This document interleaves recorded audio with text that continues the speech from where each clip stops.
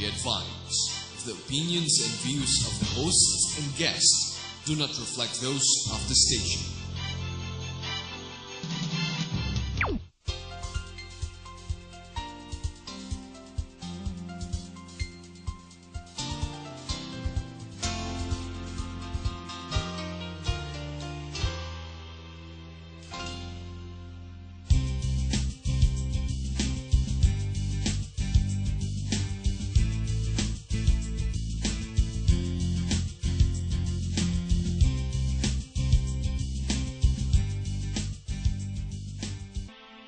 Unang tingin natin, masaya siya. Maraming mga bata, naaaliw.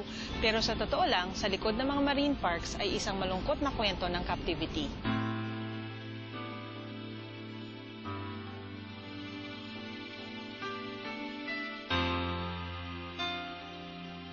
Ang mga ocean parks, kung saan meron silang mga marine mammals, isa ito actually kulungan ng mga supposedly wild animals.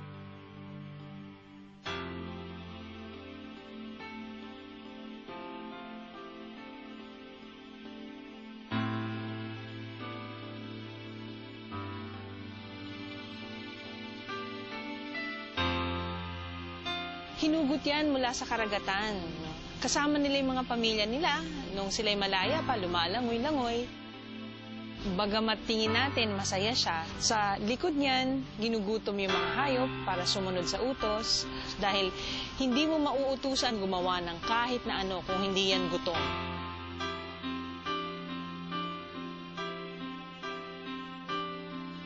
So, kung titignan mo sa mababaw, mukhang masaya, pero kung tayo may papakalalim pa, isang malungkot na kwento ang mga marine parks para sa mga hayop na nagpe-perform dito.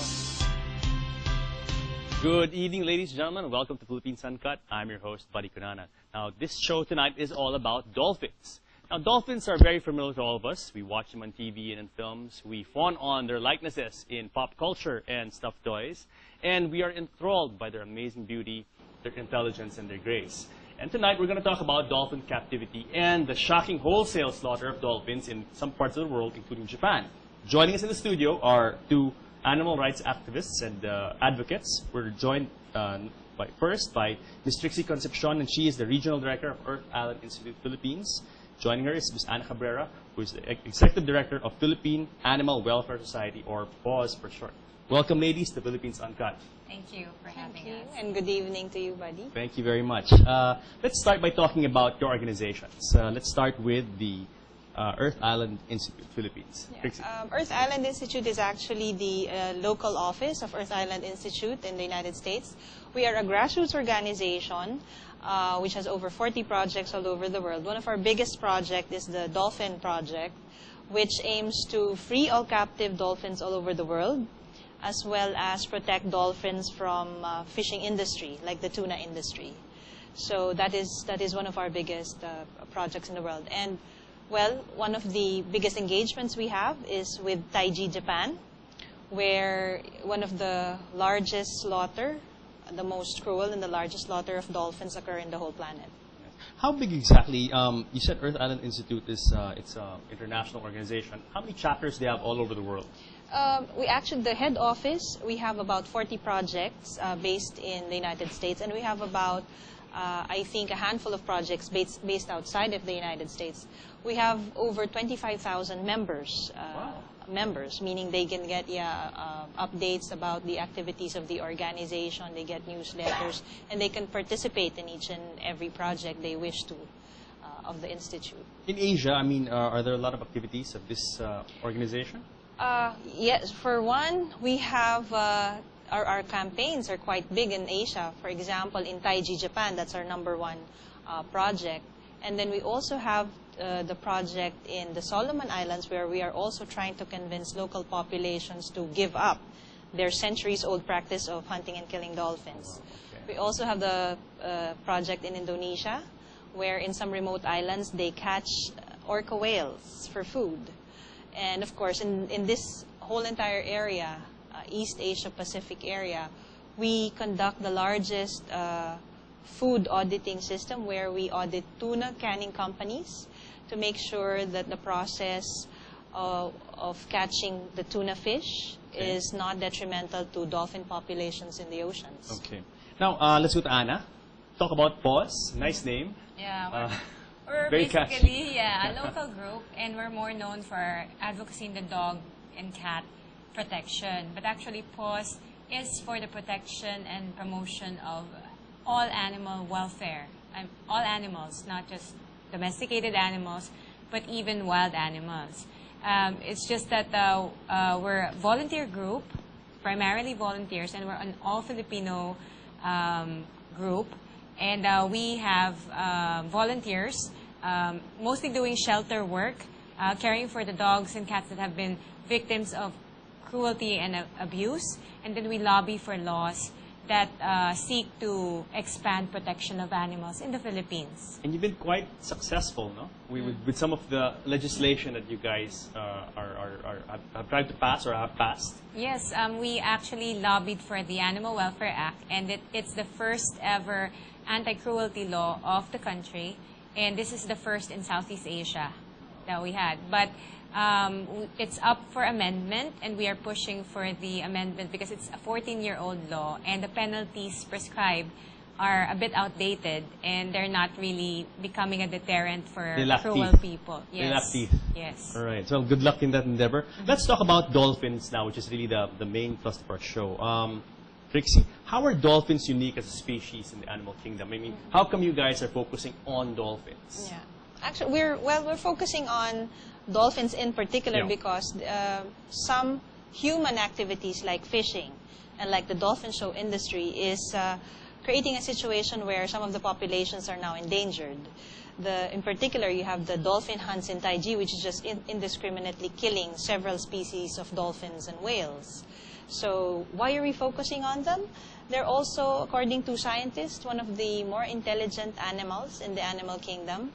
They're the only wild animals that have known to be helping humans in distress. A lot of stories about that, yes, absolutely. Documented against stories. Sharks and people who've been victims of sea disasters, a lot of stories about them being rescued or helped to safety by dolphins. Exactly, and these are all documented, and scientists themselves have attested to the intelligence of these animals and compassion, not only towards their own young. Empathy, but towards human beings, which is not part of their species. And that really demonstrates a higher level of intelligence. When a being or a creature is able to empathize or show emotion or feel for another being, then that is really a sign of as I said, a high, almost human level of awareness. And we as humans, knowing this about dolphins, should not be, we believe, killing them en masse or using them for dolphin shows, which is actually an insult to their intelligence.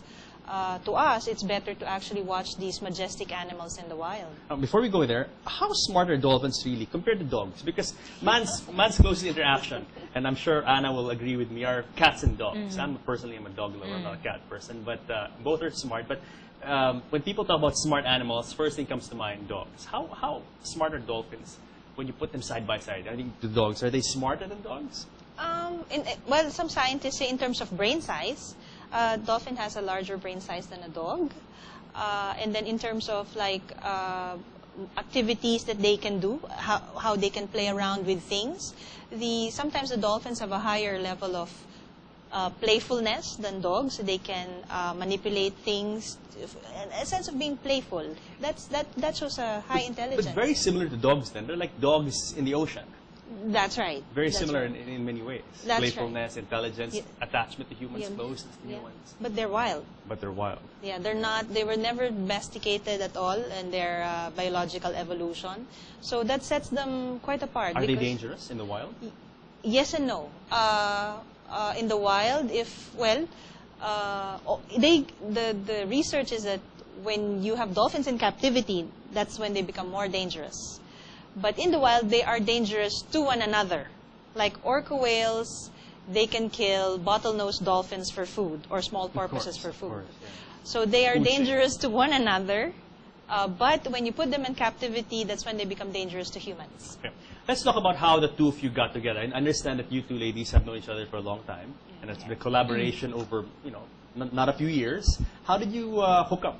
Well, we go way back, Trixie and I, and as usual, we are a dog and cat group, and the thrust of PAWS really is to increase awareness by using the animals or putting at the forefront animals that people are more familiar with, and there's no animal that more people are familiar with other than that, cats and dogs. But then Trixie came in 1998, and she said, there's this dolphin show, traveling dolphin show, which will be put up in Ayala malls, and this is a cause for concern because they're trying to bring in something to the public and passing it off as educational and conservational, and there's actually a big cruelty behind it.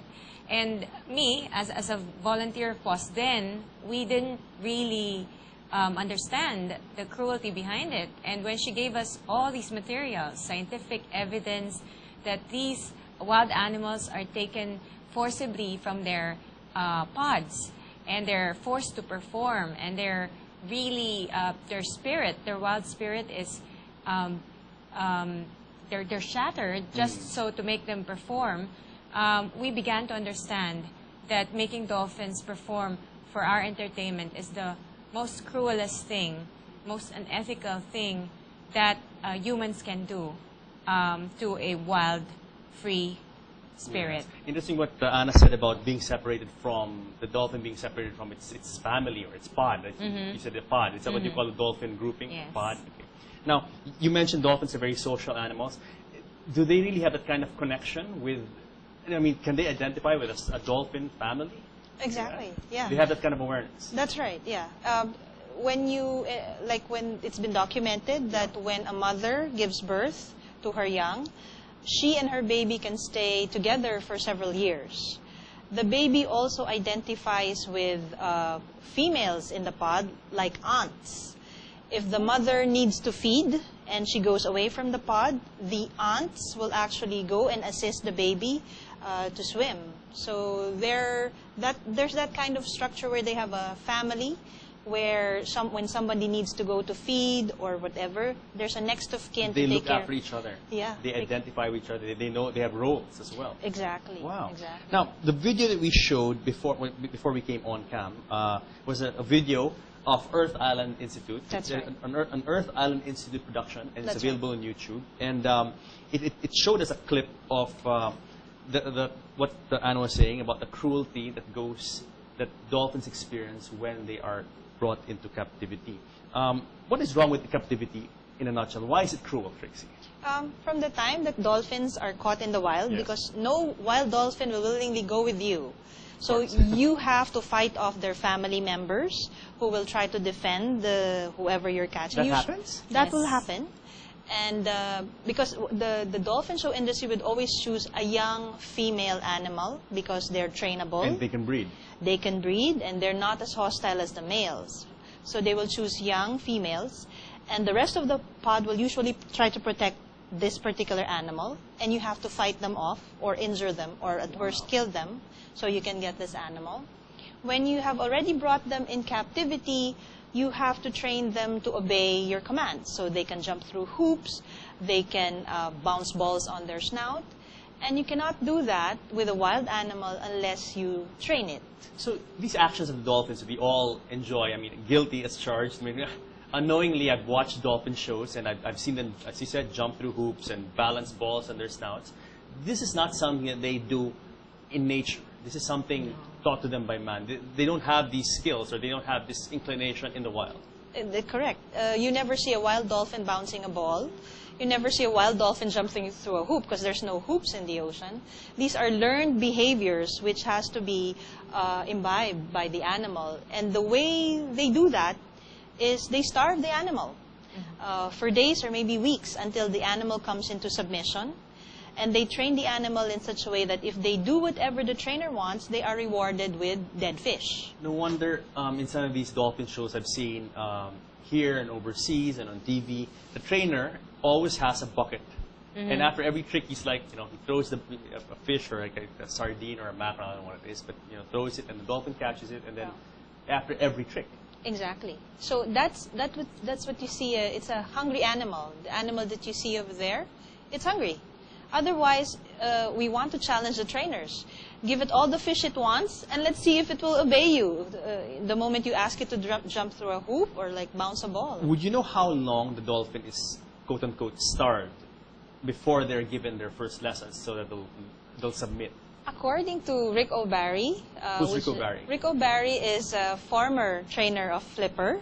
Okay. Flipper, the Flipper. The Flipper of the 1960s. Okay. He was one of the first. We all know Flipper. Yeah, he was one of the first trainers to catch dolphins and train them for shows. But of course, now he's realized the error of his ways, and he's now, turning back on that one. But before, he said, animals have to be starved for days, even weeks. So each animal is different. The resistance of animal is very different. But they take on they like humans. They can take on they can like humans very quickly. So it's not hard for them to train dolphins. So, but you have to starve them. There is that breaking period where you have to break down their spirit, break them down physically, and the spirit obviously follows after that. Yeah. Now, Anna, from your point of view, you guys, you mentioned that you have shelters and you take in dogs and cats that have been abandoned or maybe abused, and then you take care of them. What about people who come to the defense of dolphin shows who'll say, hey, in our place, in our facility, they're fed, they're safe, there are no aggressors around, they have no enemies around to prey on them, and they're actually better off in our tank, in our oceanarium. The reason, Buddy, why we wanted to go into this advocacy is because it has a very fake facade. Like, people think dolphins are actually enjoying and that they're just like dogs and they can be trained. Now, we always go back to the main difference between domesticated animals that have been with us for years and they enjoy human company and they can survive with humans as compared to wild animals. And all animal welfare and animal rights group will tell you that wild animals belong in the wild and they should be free. Now, for those who argue that they're just trying to save these animals from being hunted down or captured, they have to see the connection that the reason why they are being hunted down in the first place is because of the demand for dolphins in dolphin shows. There are no successful breeding programs, captive breeding programs for dolphins. So every time they say that this dolphin came from, was bred in captivity, they're actually lying to the public. Most of the dolphins in dolphin shows were caught from the wild. And so it just begs the question, you say, you try to protect them when your very demand is for these performing dolphins to be trained is fueling the trade. And for most organizations that save animals, we are foundations, we are non-profit. We never charge people an admission fee to go into our shelter and view the animals there. So if they were really going into dolphin protection, they should be registered as non-profit foundations. And every penny that they receive should go into rehabilitating those dolphins. And true rehabilitation consists of preparing them to be released back in the wild. Rehabilitation is not keeping them for life. Rehabilitation is not about exploiting them. It can be likened to like an argument like I save a street child from the streets, but I go and send him out and prostitute him and make money off of him. And that's basically what the dolphin industry is doing to the dolphins. That's a good analogy when you think about it. And it's actually almost, as you said, almost exactly that. Mm-hmm. You take a dolphin out of the wild and then you break its spirit, and you send him out to perform and make money. And this it's is sad. what prostitution is all about. Yeah, it's very sad because people think that dolphins smile, and they have this. They look like they smile. Yeah, they big smile. Yeah. And then the children see the balls and being played with, and then they have this wrong education There, let's talk about education. Because people will say, the people running these oceanariums will say that, we're actually educating the public. If they didn't see these dolphins, then they wouldn't value them. They wouldn't have awareness of these wonderful creatures. But now, because of these shows, wow, people love dolphins. I love dolphins. So what do you have to say about that, Trixie? Well, first of all, it's a kind of miseducation. Yes, you would see a dolphin. You would see it swimming, jumping, bouncing balls on its snout. But no wild dolphin does that. That is not how a real dolphin behaves in the wild. A real dolphin in the wild has its family. They swim for hundreds of miles in the sea. They never stop swimming. They're never confined in one single space. They never jump through hoops. So it's and they don't eat dead fish. They always catch their fish live. They eat their food live. So if you talk about true education about the nature of these animals, dolphin shows are not the way to go. The way to go is you see them in the wild. And this is supported by all the researchers and scientists. They go, if you really want to learn about dolphins, don't go to a dolphin show because it's actually miseducation. So what is your stand on these dolphin shows? Actually, if you ask me, it's an outdated form of entertainment. Studies have shown that we don't really get any research, education, or conservation value out of these dolphin shows. And if you really want to get educated, you want to conserve dolphins, go out there in the wild and see them. Have you guys tried reaching out to these oceanariums and tried to open their minds to this reality? Of course, yeah. We offered to actually help them set the animals free if they're really saying they rescued the animals. Then the ultimate objective of rescuing any animal is to set them free.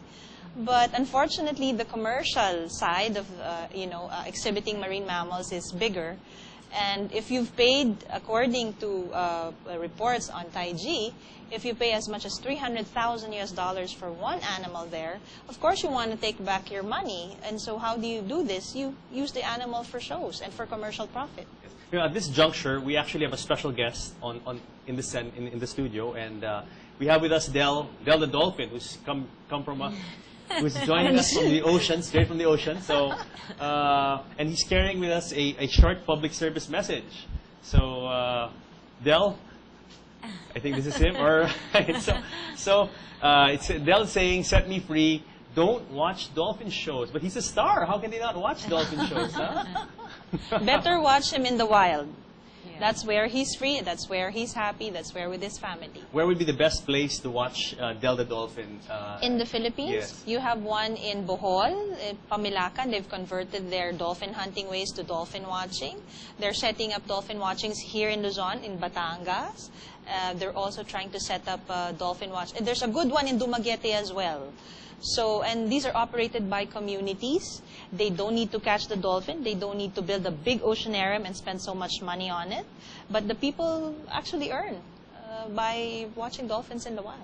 Anna, what do you have to say about Del's advocacy, Set Me Free? Yes, really, the message is spot on. And I just like to backtrack on the education bit because we found a very interesting study. They compared children who visited marine parks and children who watched National Geographic and Discovery Channel about dolphins in the wild. And guess who actually scored better? Who learned more about dolphins? It's not those children who watched the marine park dolphins. It's those children who actually watch real life dolphins with National Geographic coverage. So really, I like when PETA puts it. PETA is the People for the Ethical Treatment of Animals. When you want to learn about French people, you don't take a Frenchman and put him in a cage and observe him and see, how a Frenchman would. You go to France. Yeah, you go to France. You observe them in their natural habitat and see their culture, the way they interact, and that's very much what we should be doing with dolphins and marine mammals. Excellent. Thank you, ladies, but we'll be back for a second segment on the Taiji dolphin slaughter. And guys, don't go away because more Dolphins and Del the Dolphin when Philippines Uncut returns.